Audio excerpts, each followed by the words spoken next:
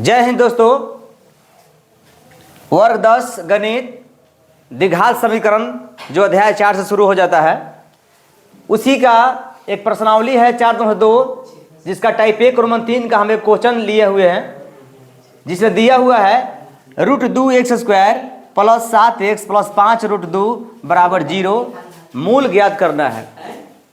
तो आप सभी जानते हैं कि जो मूल ज्ञात करने की बहुत सारे तरीके हैं, उसमें से एक तरीका ये भी है गुणनखंड विधि।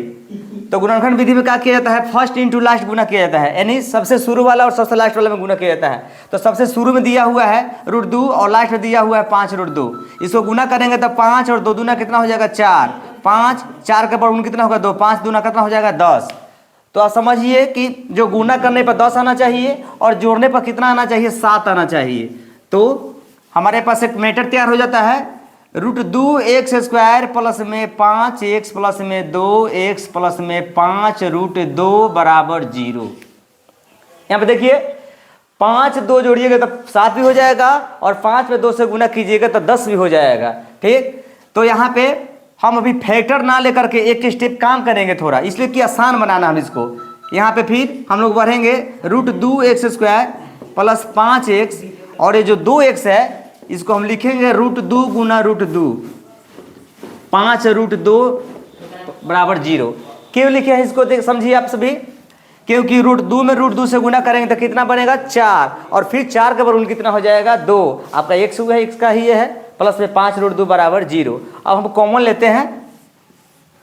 क्या कॉमन लेंगे, इसको से एकदम जनरल भाषा समझिए आप कि समझिए कि x का 2 है, यानी कि x का 2 ताला है और इसका 1 से 1 ही है। तो हम ऐसा कॉमन लेंगे जिस दोनों में शामिल हो, इसलिए हम 2 नहीं लेंगे। अगर x का 2 निकालेंगे तो यहाँ से x का 2 कहाँ से लाएंगे, इसलिए हम 1 से 1 निकालेंगे। और यदि हम √2 निकालेंगे तो इसमें से कहाँ से √2 लाएंगे, तो इसलिए क्या करेंगे कि दोनों में क्या कॉमन हो रहा है x, तो यहाँ पे केवल x निकालेंगे।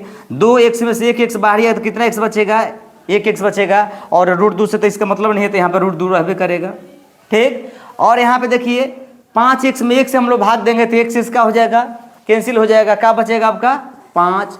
और यहाँ पे √2 निकालेंगे, 2 ठो √2 दिया हुआ है, 1 ठो हम निकाले तो 1 ठो बचेगा आपका, यहाँ x बचेगा चूंकि x में यहाँ मतलब नहीं है इसका। और 5√2 में √2 से भाग करेंगे कितना हो जाएगा बाबू 5, कितना बचेगा 5 बराबर 0।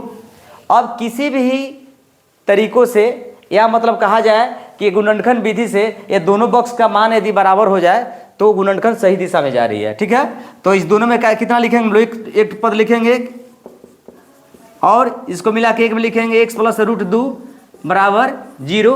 अब यहाँ पे हम लगा देंगे जब √2x प्लस 5 बराबर 0 हो तो क्या हो जाएगा, x बराबर हो जाएगा आपका प्लस, ये 5 है तो कहाँ चल जाएगा माइनस, और ये √2 गुना तो कहाँ चलेगा बट्टा में आ जाएगा। ठीक, फिर हम लोग यहाँ पे जब लगाएंगे जब x प्लस √2 बराबर 0 हो तो ये कितना आ जाएगा -√2। इस तरह से x का 2 मान आया, क्या क्या मान आया, x का 2 मान आया, x का 2 मान आया, क्या क्या आया -5 बट्टा √2 और एक ठो आया वहाँ पे -√2। यही का हुआ आपका आंसर। आप सभी ने ध्यानपूर्वक समझा, बहुत बहुत धन्यवाद।